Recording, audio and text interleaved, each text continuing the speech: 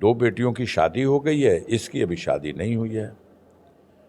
तो पढ़ी लिखी हो और समाज के दर्द को भी समझ सकती हो और समाज सेवा के लिए दिल में हम उसके जज्बा हो, तो इसकी तो कदर होनी चाहिए। उसका हौसला तोड़ने के लिए कि ये बेटी घूम रही, आप देखिएगा वो बेटी इन शहरों की और गांवों की गलियों और सड़कों और पगडंडियों पर एक दिन एक ऐसे इनकलाब का संकेत देगी कि बड़े बड़े नेताओं को अपनी औकात का पता लगेगा। देख, फार्म ए फार्म बी साइकिल का चुनाव चिन्ह आवंटित करके और गाजीपुर का प्रत्याशी डिक्लेयर करके समाजवादी पार्टी ने फैसला अपना बता दिया। लेकिन जब षड्यंत्र होने लगा, तब समाजवादी पार्टी को जब हालात की जानकारी हुई तो उन्होंने कहा कि सब्स्टिट्यूट कैंडिडेट की हैसियत से बेटी का भी पर्चा दाखिल होगा। पूरी मजबूती के साथ, मुस्तैदी के साथ आप मैदान में लड़ रहे हैं। कमज़ोर करने का बहुत प्रयास किया गया, लगता है आपको? देखिए, हौसला तोड़ने की कोशिश की गई और हर तरह से डैमेज करने की कोशिश की गई। नुकसान की भरपाई नहीं हो सकती। आज़ाद भारत में अगर हमारी बेटी फील्ड में आती है तो चिंता क्यों लोग करते हैं? भाई, बेटे तो होनहार होते हैं, लेकिन बेटियों को आज के दौर में कम आंकना, ये बेटियों के साथ नाइंसाफ़ी है। अपनी विचार को, अपनी सोच को, समाज में जो लोग ऐसा विचार रखते हैं उनको सुधार करनी चाहिए। किसी मामले में बेटी आज बेटों से कम नहीं है। साथियों नमस्कार, मैं हूं रजनीश और आप जन आदर्श भारत देख रहे हैं। उत्तर प्रदेश के पूर्वांचल में है, पूर्वांचल के गाजीपुर के इस लोकसभा सीट पर आज हम फिर चर्चा करने के लिए आए हैं और हमारे साथ वर्तमान के सांसद और इंडिया गठबंधन के प्रत्याशी अफजाल अंसारी साहब हैं। बहुत बहुत स्वागत है आपका। धन्यवाद। सबसे पहले जानेंगे क्या हाल चाल है, क्या माहौल है आपके गाजीपुर का? आज नामांकन था, नामांकन में कोई दिक्कत तो नहीं आई क्योंकि बड़ी फोर्स लगी थी गाजीपुर? नहीं, अब ये व्यवस्था तो उनकी है, कैसे लगे क्या लगे। हम लोग तो बहुत ही सादगी के साथ साधारण तरीके से नामांकन दाखिल करने गए थे और 2 सेट में नामांकन दाखिल किया है। नामांकन की जो प्रथम स्टेज पर जांच पड़ताल होती है कि कोई कागज़ भरने में तो कमी नहीं रह गई या कोई उसमें प्रमाण देने में तो कोई चूक नहीं हो गई, तो उसकी जांच पूरी हो गई। सब कुछ ठीक है, मुझे रसीद मिल भी गई और फिर अब हम लोग योजना बना रहे हैं प्रचार करने की। कल से प्रचार तो चल ही रहा है। यहाँ कार्यालय पे जो कार्यकर्ता आ गए थे उन कार्यकर्ताओं को धन्यवाद दे दिया गया। अच्छा, ये काफ़ी दिन से चर्चा चल रही है कि आपके टिकट को लेकर के, आपकी उम्मीदवारी को लेकर के कहा जा रहा है कि आपकी बड़ी बिटिया नुसरत जी भी चुनाव लड़ सकती हैं और आज भी हम देख रहे हैं पोर्टल पे खबरें चल रही कि आपने आशंका जताई है कि नुसरत चुनाव लड़ सकती हैं। नहीं, जो खबरें हैं वो मीडिया के लोग ही जन्म देते हैं और जब पूछा जाए कि ये खबरों का स्रोत क्या है तो बताते हैं कि विरोधी दल के लोग बता रहे हैं। माननीय राष्ट्रीय अध्यक्ष समाजवादी पार्टी के अखिलेश यादव जी हैं, कैंडिडेट उन्होंने हमको बनाया है। अब टिकट हमारा भाजपा के लोग काट रहे हैं, तो अब इस बेवकूफ़ी को क्या कहा जा सकता है।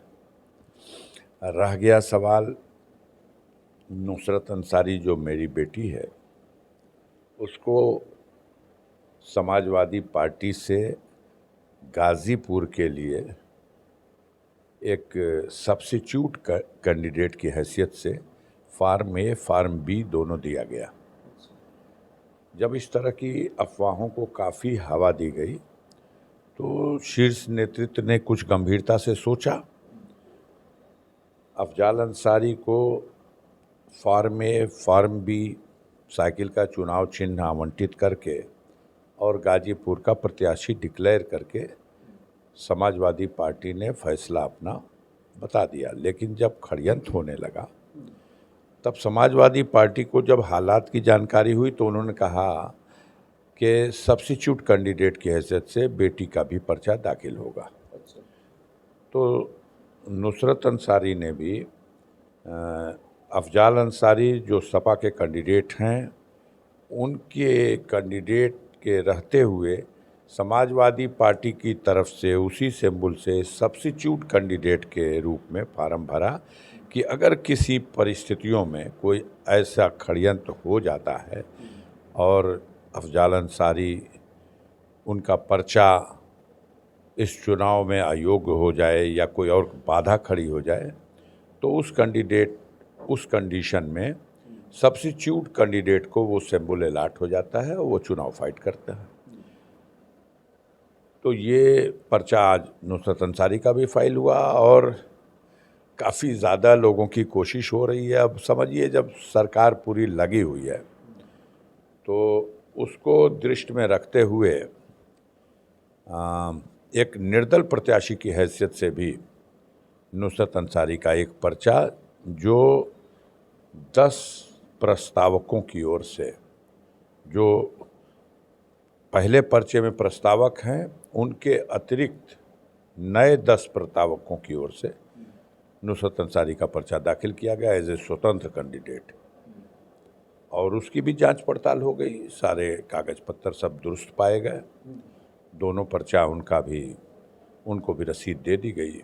कोई कमी तो नहीं मिली ना कोई। अब स्क्रूटनी वगैरह अगर कोई आपत्तियां वगैरह आएंगी तो उसकी तो जांच के लिए 15 तारीख निश्चित है। अभी तो कल तक नामांकन की ही प्रक्रिया है तो देखा जाएगा। अच्छा, ये भारतीय जनता पार्टी के प्रत्याशी का नामांकन हुआ। उत्तराखंड के सीएम पुष्कर धामी जी आए थे नामांकन कराने, डिप्टी सीएम आए थे। तो ऐसा लगा कि जब अब समाजवादी पार्टी के प्रत्याशी का जब नामांकन होगा तो वो काफ़ी जुलूस निकलेंगे, तमाम चीज़ें होंगी, लेकिन बड़ा सादगी से नामांकन हुआ। तो इसके पीछे मतलब क्या आपने सोचा कि नहीं हम ऐसे करेंगे? आप भी चाहते तो जुलूस निकाल देते, तमाम लोगों को आमंत्रित करते। देखिए, अपना अपना अंदाज है और घबराहट में है वो लोग। गाजीपुर की धरती पर चुनाव हो रहा और इस चुनाव की रौनक उत्तराखंड से लाके या कहीं और से लाके बड़ी बड़ी विभूतियों को खड़ा करने से तो उसका कोई असर नहीं पड़ने का है। गाजीपुर की जनता इस चुनाव में अपना फैसला देगी। 4 तारीख को देखिएगा। रहा जहाँ तक सवाल नामांकन पत्र दाखिल कराने के लिए इन लोगों का उसमें दिलचस्पी लेना, तो पता नहीं, हमें मालूम नहीं। हम मालूम करेंगे या आप मालूम किया हो तो बता दीजिए कि अगर उत्तराखंड के मुख्यमंत्री प्रस्तावक की हैसियत से वहाँ उपस्थित रहे या उत्तर प्रदेश के उप मुख्यमंत्री प्रस्तावक की हैसियत से वहाँ उपस्थित रहे या कृष्ण बिहारी राय भाजपा के वरिष्ठ नेता एक प्रस्तावक की हैसियत से वहाँ उपस्थित रहे, तो भारत निर्वाचन आयोग के नियमों के हिसाब से यह लोग प्रस्तावक नहीं बन सकते। हमारे देश में जो नियम है उसके हिसाब से भारत का कोई भी नागरिक भारत के किसी भी निर्वाचन क्षेत्र में अभ्यर्थी हो सकता है, लेकिन शर्त यह है कि प्रस्तावक उसी निर्वाचन क्षेत्र का होना चाहिए जहां के लिए वो अभ्यर्थी है, जहां के लिए फार्म भर रहा। तो पता नहीं, कानून के जानकार लोग हैं, बड़े नेता लोग हैं, उस पर कोई टीका टिप्पणी हम नहीं करना चाहते। अगर नामांकन भरवाने के लिए प्रस्तावक के रूप में ये लोग सम्मिलित हुए हैं तो कहीं ना कहीं उन नियमों के अनुसार ये नहीं है और कहीं भौकाल बनाने के लिए लोग प्रस्तुत हुए हैं। अब उसको क्या कहा जाए। गाजीपुर में तो 2019 में जब हम चुनाव लड़ रहे थे तो अमित शाह आए थे पर्चा दाखिल कराने। क्या कीजिएगा, भौकाल पे जनता के दिल दिमाग पे असर होने वाला नहीं है। जनता के दिल से उतर चुकी है भारतीय जनता पार्टी।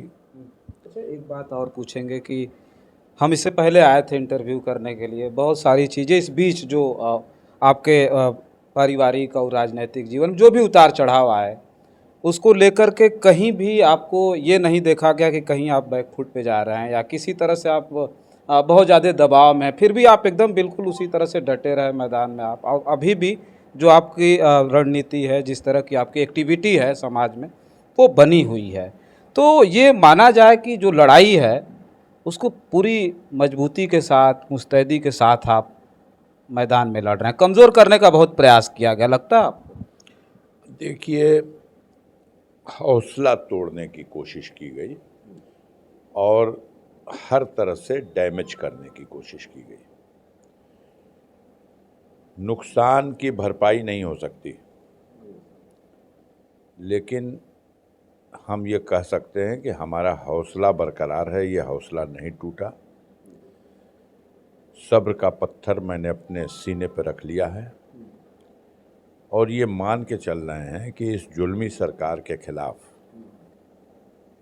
हमको संघर्ष करना है। हमारे पूर्वजों ने अंग्रेज़ों की जुल्मी सरकार के खिलाफ संघर्ष किया था, वो भी जेल गए थे, यातनाएं सही थीं, कुर्बानियाँ देनी पड़ी थीं। हम अपने जीवन काल में इस आज़ाद भारत को फिर से तानाशाहों के हवाले हो जाए, ये तो होना देखना बर्दाश्त नहीं कर सकते। जो कर सकते हैं करेंगे। एक परिवार के नुकसान और भरपाई का सवाल नहीं है। आज देश में लोकतंत्र को संकट है। अगर संविधान से दरकिनार करने का जो इनका इरादा है ये पूरा हो जाएगा तो देश फिर से एक तरह से गुलाम हो जाएगा। संविधान एक ऐसा पवित्र ग्रंथ है जिसमें भारत के हर नागरिक के लिए उसका अधिकार भी सुरक्षित है, उसका सम्मान भी सुरक्षित है और उसे जीवन का मार्ग भी दिखाई देता है। अब ये सरफिरे लोग हैं जिस संविधान की सौगंध खा के पद ग्रहण किए, आज उस संविधान को हटाने पर आमादा हैं। उस संविधान का अपमान हो रहा है। दिल्ली देश की राजधानी है। ये हम सब के लिए, देशवासियों के लिए शर्मिंदगी की बात है कि दिल्ली जैसी जगह पर राजधानी में संविधान के उस पवित्र ग्रंथ को जला दिया जा रहा है और सरकार कोई गंभीर एक्शन नहीं ले रही है। तो इसमें ये सब कुछ माने नहीं रखता। हम अमर नहीं हैं। हम मानते हैं कि सबका एक दिन तय है और जिस दिन समय पूरा हो जाएगा उसको जाना है और उसके पहले कोई हटा नहीं सकता। तो डरने की बात है नहीं। मैं पूरे साहस के साथ खड़ा हूँ। अच्छा, आखिरी सवाल हमारा ये रहेगा कि पहली बार देखा गया कि परिवार की बेटियां मैदान में हैं, बिल्कुल जाकर के कैंपेनिंग कर रही हैं, चाहे वो नुसरत अंसारी हो, नूरिया अंसारी हो, ये बिल्कुल मैदान में डटी हुई हैं और लगातार कैंपेनिंग कर रही हैं। मैं आपसे निवेदन करूँगा कि हमेशा ये सोच के प्रेस के लोग बात करते हैं कि जो वर्तमान है यही मेरा इतिहास है। ऐसा नहीं है। आप मेरे परिवार का इतिहास उठा के पढ़िए। आप कह रहे हैं कि अंसारी परिवार से पहली बार लड़कियां। डॉक्टर अंसारी की बेटी थी ज़ोहरा बेगम, और जब डॉक्टर अंसारी अरेस्ट हो गए थे स्वतंत्रता संग्राम आंदोलन में और वो जेल में थे और गांधी जी भी जेल में थे, तब अब ये समय नहीं है कि मैं आपके सामने वो पत्र प्रस्तुत करूं। जब गांधी जी ने जेल से डॉक्टर अंसारी की बेटी को और डॉक्टर अंसारी की पत्नी को पत्र लिखा था, उस पत्र में उन्होंने कहा था कि आप उस घर को फिलहाल छोड़ दीजिए। सूचना मिल रही है कि अब ये लोग आपको भी उठा ले जाएंगे, ये पुलिस वाले, ब्रिटिश हुकूमत की पुलिस। और उनके बारे में लिखा था कि इन लोगों ने आपके लिए ये आरोप लगाया है कि आप स्वतंत्रता सेनानियों और देश प्रेमियों के बीच में गुप्त मीटिंगों के जो फैसले होते हैं उनकी नोटिस का आदान प्रदान करती हैं और उस टीम की आप इंचार्ज हैं। तो इसलिए ये लोग आपको अरेस्ट करेंगे। उन्होंने एक बड़े की हैसियत से उनको तंबीह किया था, लेकिन वो हटी नहीं। उन्होंने गांधी जी को पत्र लिखा था कि मैं इसलिए कि मुझे अरेस्ट कर लिया जाएगा और जेल में कष्ट उठाना पड़ेगा, इसलिए मैं अपना घर छोड़ के कहीं छुप जाऊं, ये मुझे गवारा नहीं है।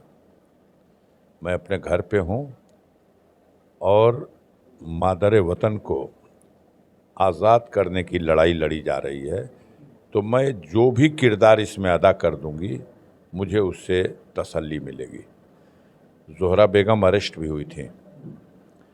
तो बेटियों ने जब आज़ादी की लड़ाई में योगदान दिया, महिलाओं ने जब आज़ादी की लड़ाई में स्वतंत्रता सेनानियों की मीटिंगों के, आप गाज़ीपुर गज़ेटियर पढ़ लिए, गज़ेटियर में लिखा हुआ है, गाज़ीपुर के गज़ेटियर में लिखा हुआ है कि हकीम नाबीना और डॉक्टर मुख्तार अहमद अंसारी के पिता हकीम अजमल, इनके घरों की महिलाएं भी जो स्वतंत्रता सेनानी हैं उन सेनानियों के मध्य सूचनाओं का आदान प्रदान करती हैं। तो ये तो उस समय था। आज हमारे आज़ाद भारत में अगर हमारी बेटी फील्ड में आती है तो चिंता क्यों लोग करते हैं? भाई, बेटे तो होनहार होते हैं, लेकिन बेटियों को आज के दौर में कम आंकना, ये बेटियों के साथ नाइंसाफ़ी है। अपनी विचार को, अपनी सोच को, समाज में जो लोग ऐसा विचार रखते हैं उनको सुधार करनी चाहिए। किसी मामले में बेटी आज बेटों से कम नहीं है। इस क्षेत्र में भी आपने देखा है हमारे देश में कमान संभाल रही है एक महिला है बंगाल की। देश की कमान संभाल चुकी हैं श्रीमती इंदिरा गांधी। आदरणीय कुमारी मायावती को देश की, दुनिया की मानी जानी मैगजीन ने आयरन लेडी की उपाधि दी है। तो महिलाओं को कम करके ना आंका जाए। महिलाएं मैदान में हैं और राजनीति में, इस आज़ाद भारत में उनको अपनी भूमिका निभाने का। पढ़ी लिखी लड़की है, उसने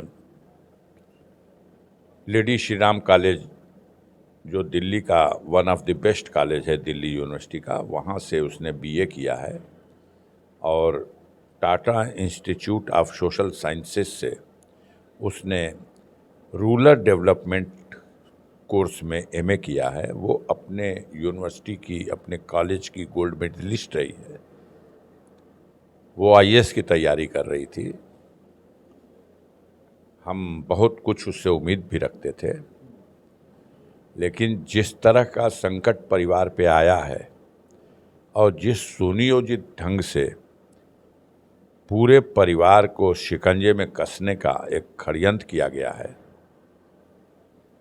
तो ये फैसला उसने खुद लिया और वो दिल्ली से आ गई यहाँ, हमारा हाथ बटा रही है।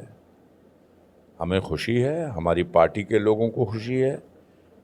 माननीय अखिलेश जी उससे मिल चुके हैं। हमारी तीनों बेटियां पढ़ी लिखी हैं। 2 बेटियों की शादी हो गई है, इसकी अभी शादी नहीं हुई है। तो पढ़ी लिखी हो और समाज के दर्द को भी समझ सकती हो और समाज सेवा के लिए दिल में हम उसके जज्बा हो, तो इसकी तो कदर होनी चाहिए। उसका हौसला तोड़ने के लिए कि ये बेटी घूम रही, आप देखिएगा वो बेटी इन शहरों की और गांवों की गलियों और सड़कों और पगडंडियों पर एक दिन एक ऐसे इनकलाब का संकेत देगी कि बड़े बड़े नेताओं को अपनी औकात का पता लगेगा। देखिए, हम वही सवाल, तो बस हमारा वही सवाल था, पूरा नहीं हुआ था बस, कि वो जो है यूपीएससी की तैयारी कर रही थी, क्षेत्र कोई और था, लेकिन वो छोड़ करके आगे। बस हमारा पूछने का ये मतलब था और कुछ नहीं था। समाज सेवा, देश को ज़रूरत है ऐसे पढ़े लिखे नौजवान, बेटे हों या बेटियां। आज वही लड़ सकते हैं इस जालिम सरकार से जो तानाशाही पर आमादा हो गई है। जब नौजवान उठेगा और नौजवान अंगड़ाई लेगा और नौजवान ठान लेगा, चाहे वो बेटा हो या बेटी, तो इन तानाशाहों का पतन निश्चित हो जाएगा। चलिए ठीक है, हमारे साथ देखिए इंडिया गठबंधन के प्रत्याशी और गाजीपुर के वर्तमान के सांसद अफजाल अंसारी साहब थे, जिनका आज नामांकन था। हमने चर्चा की। वीडियो कैसी लगी हमें कमेंट बॉक्स में लिख करके बताइएगा।